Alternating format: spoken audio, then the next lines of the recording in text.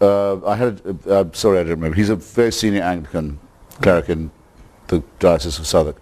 I went on the BBC with him, just entre parenthèses, I'll say, when I'd said, how can you call your congregation a flock? Doesn't that say everything about your religion, that you think they're sheep? He said, well, actually, I used to be a pastor in New Guinea, where there aren't any sheep. Well, of course, there are a lot of places where there are no sheep. Gospel's quite hard to teach, as a result. We found out what the most important animal to the locals was, and I remember very well my local bishop rising to ask the Divine One to behold these swine. his new congregation. But this is the man who deliberately does a thing like that, that's as cynical as you could wish, and as adaptive as the day is long. And he says that we who doubt it are as fundamentalists as people who blow up their fellow citizens on the London Underground. It's unconscionable.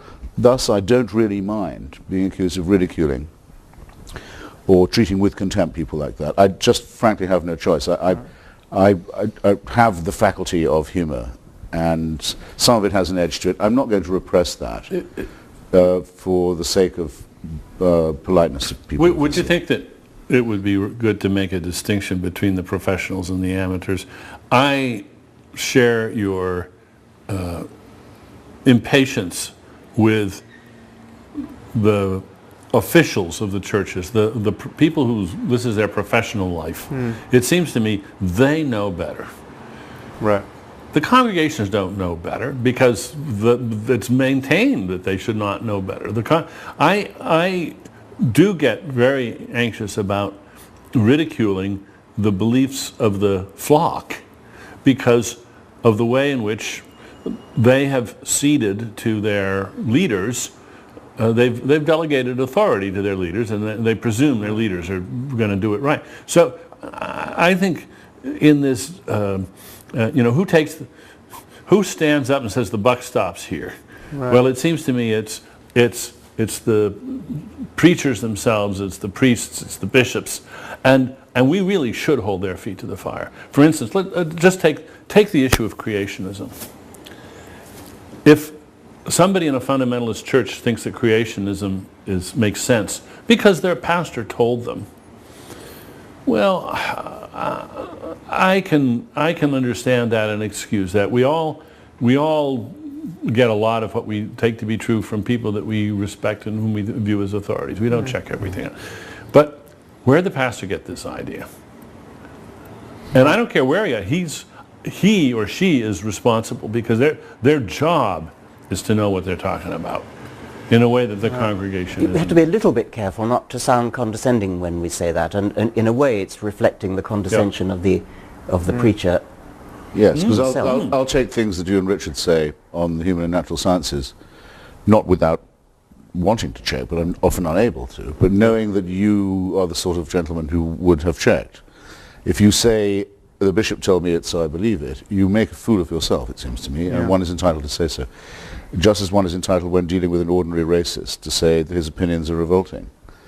He may know no better, but that's not going to save him from my condemnation. And nor should it. And I think exactly it's condescending not to confront people, as it were, one by one, or en masse. So public opinion is often wrong. Mob opinion is almost always wrong. Let's linger religious on this opinion issue is of wrong. authority. Religious opinion is wrong by definition. We can't avoid this. And I wanted to intrude the name H.L. Mencken at this point. Now, a very justly celebrated American writer, not particularly to my taste, much too much of a Nietzschean, and what really was once meant by social Darwinists at one stage. But why did he win the tremendous respect of so many people in this country in the 20s and 30s? Because he said the people who believe what the Methodists tell them and what William Jennings Bryan tells them are fools. They're not being fooled, they are fools. They should... Shame on them for believing these. Yes, they make themselves undignified and ignorant, and no mincing of words here, and a great admixture of wit and evidence and reasoning. It absolutely works. It's the most successful anti-religious polemic there's probably ever been in the modern world.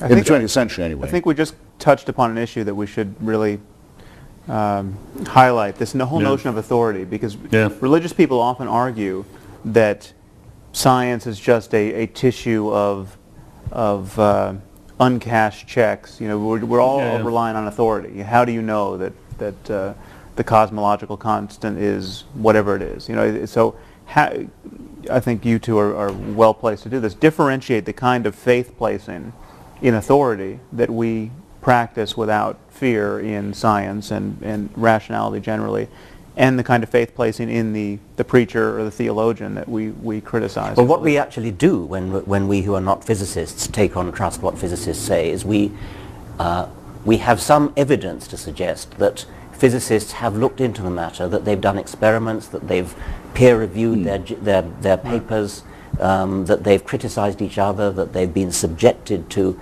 massive criticism from their peers in seminars and in lectures and things. And they've come through. And remember the structure that's there too. It's not just that there's peer review, but it's very important that it's competitive. For instance, when Fermat's last theorem was proved by Andrew Wiles.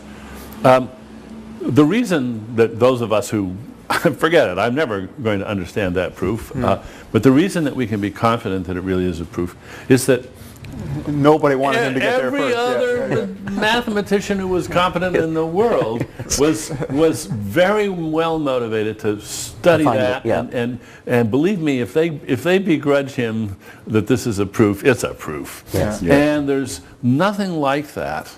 No, because when the antithesis of no religious person has ever been able to say what Einstein said. If I'm right, the following solar event will occur off the west coast of Africa in, I forget how many years and months from now, and it did, within a very tiny degree of variation. There's never been a prophecy that's been vindicated like that, or anyone willing to place their reputation and their, as it were, their life on the idea that it would be. I was once asked at a public meeting, don't you think that the mysteriousness of quantum theory is just the same as the mysteriousness of the Trinity or the transubstantiation? And the answer, of course, can be answered in two quotes from Richard Feynman. One, Richard Feynman said, if you think you understand quantum theory, you don't understand quantum theory. He was admitting that it's highly mysterious. But the other thing is that the predictions of quantum theory experimentally are verified to the equivalent of predicting the width of North America to the width of one human hair. And so quantum theory is massively supported by accurate predictions, even if you don't understand the mystery of the Copenhagen interpretation or whatever it is. Whereas the mystery of the Trinity doesn't even try to make a prediction, let alone an accurate one. You know, I don't like... It isn't a mystery either. I don't like the use of the word mystery here. Yes. I think there's been a lot of consciousness raising in philosophy about this term, where we have so-called Mysterians, the new Mysterians. These are people who like the term mystery. Noam Chomsky is famously quoted to say, there's two kinds of questions. There's puzzles and mysteries. Puzzles are soluble, mysteries aren't. And first of all, I just don't buy that, but I buy the distinction and say there's nothing about mystery in science. There's puzzles, there's deep puzzles, there's things we don't know, there's things we'll never know, but they aren't systematically incomprehensible to human beings. The glorification of the idea that these things are systematically incomprehensible is, I think, has no place in science. Which is why I think we should be quite happy to revive traditional terms in our discourse, such as obscurantism and obfuscation, is what they really are. And to point out that these things can make intelligent people act stupidly. John Cornwell, who's just written another attack on yourself, Richard, and who's an old friend of mine, a very brilliant guy, wrote one of the best studies of the Catholic Church and fascism that has been published. He's, in his review of you, he says, Professor Dawkins should just look at the shelves of books there are on the Trinity. The library is full of attempts to solve this problem before he's so... But none of the books in those religious libraries solve it either. The whole point is that it remains insoluble and is used to keep people feeling baffled and inferior.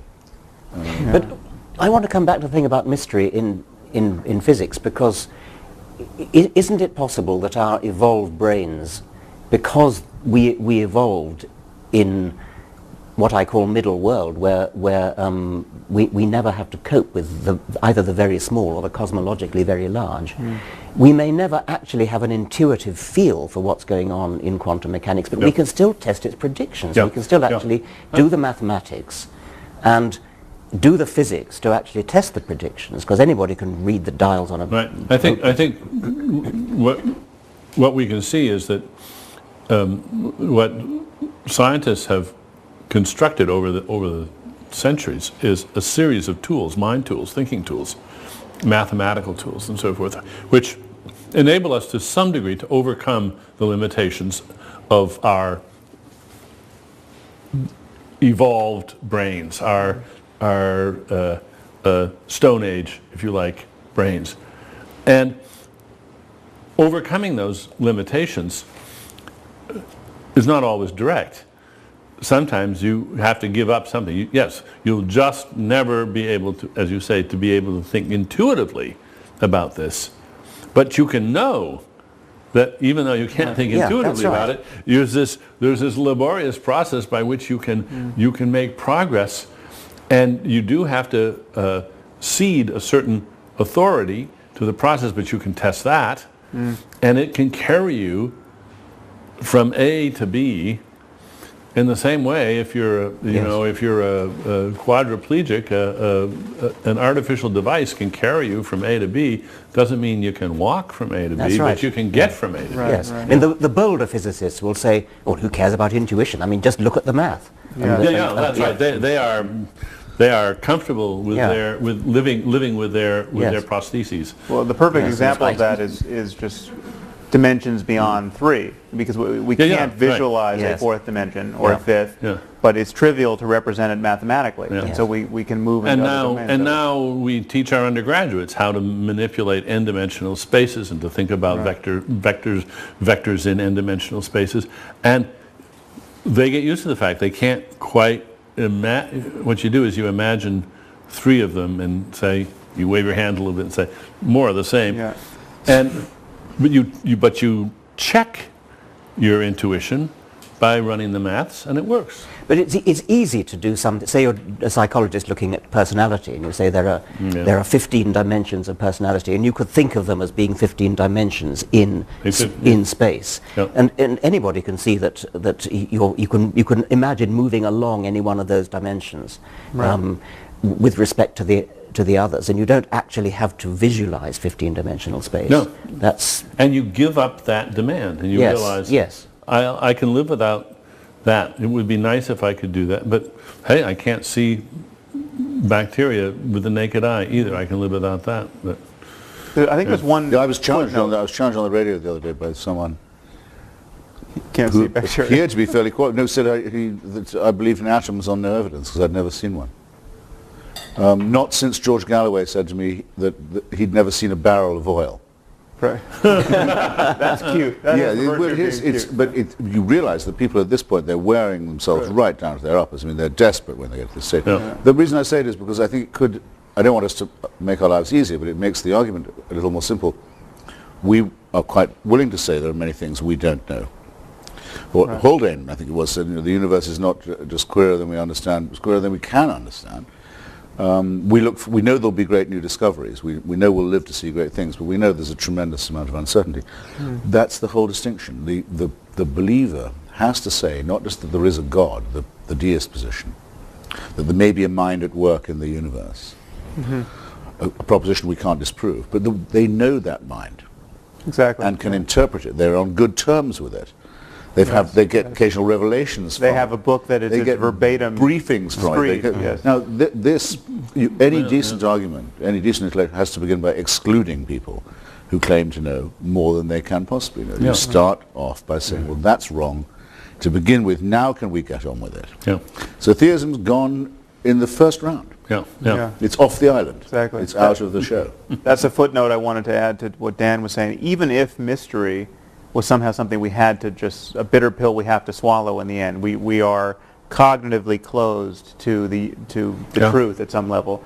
that still doesn't give any scope to theism. Absolutely not, because it's good to make a distinction between the professionals and the amateurs. I share your impatience with the officials of the churches, the people this is their professional life. It seems to me they know better.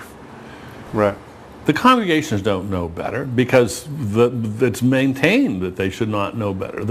As a result, we found out what the most important animal to the locals was, and I remember very well my local bishop rising to ask the Divine One to behold these swine. his new congregation. But this is the man who deliberately does a thing like that. That's as cynical as you could wish, and as adaptive as the day is long. And he says that we who doubt it, sorry I don't remember, he's a very senior Anglican cleric in the Diocese of Southwark. I went on the BBC with him, just entre parenthèses, I'll say, when I said, how can you call your congregation a flock? Doesn't that say everything about your religion, that you think they're sheep? He said, well, actually, I used to be a pastor in New Guinea, where there aren't any sheep. Well, of course, there are a lot of places where there are no sheep. Gospel's quite hard to teach. Are as fundamentalists as people who blow up their fellow citizens on the London Underground. It's unconscionable.